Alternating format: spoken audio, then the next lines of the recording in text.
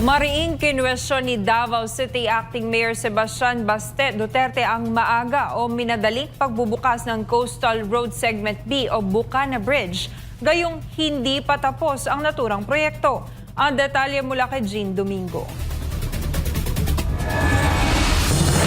Mainit na usapin ngayon dito sa lungsod ng Davao umunoy maagang pagpapabukas ng Coastal Road Segment B o Bucana Bridge kung nasaan tayo ngayon. Nasa likod ng mga ngiti ng umunoy nag-uutos ng maagang pagpapabukas nito. Isang babala ang binitiwan ni Acting Mayor Sebastian Baste Duterte. Ayon sa alkalde, kapahamakan at peligro ang dulot nito sa taong bayan. Lalo pat ang proyekto ay bubuksan ng hilaw at para lamang sa pampulitikang imahe. Ito ang bahagi ng Coastal Road Segment B o tinatawag na Bucana Bridge na sa kabila ng anunsyo ng pagbubukas ay mababanaag ang pangamba ng lokal na pamahalaan. Maling kinwestiyon ni Acting Mayor Sebastian Duterte ang integridad ng DPWH at ng national governments sa pagpilit na buksan ng tulay na wala pa sa tamang kondisyon. Kamakailan inihayag ang pagbubukas ng 2 lanes sa 4 na lanes ng Coastal Road Rojas Exit. Ngunit para kay Acting Mayor Baste Duterte, ang hakbang na ito ay bunga ng isang careless pronouncement o walang ingat na pahayag mula sa Pangulo.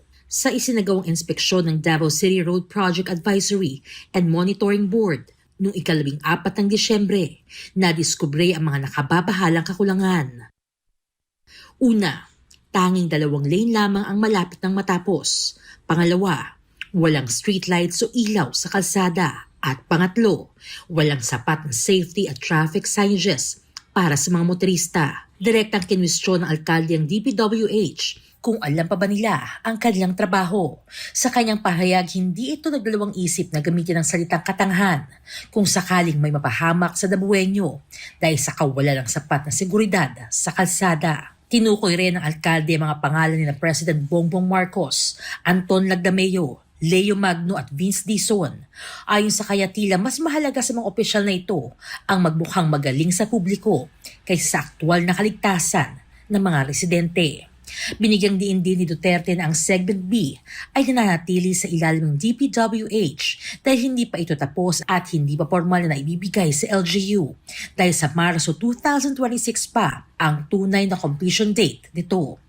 Dagdag pa ng alkalde na kung magkukumilit na buksan ang naturang tulay ay hayaan na lamang gayong isip bata ang namumuno sa bansa. Nananatili ang hamon ni Acting Mayor Sebastian Baste Duterte. Ang isang proyekto ay hindi dapat minamadali upang may maipakita lamang, lalo pat ang nakataya ay buhay ng taong bayan. Mula dito sa Davao City, ako si Jean Domingo para sa Diyos at sa Pilipinas kong mahal.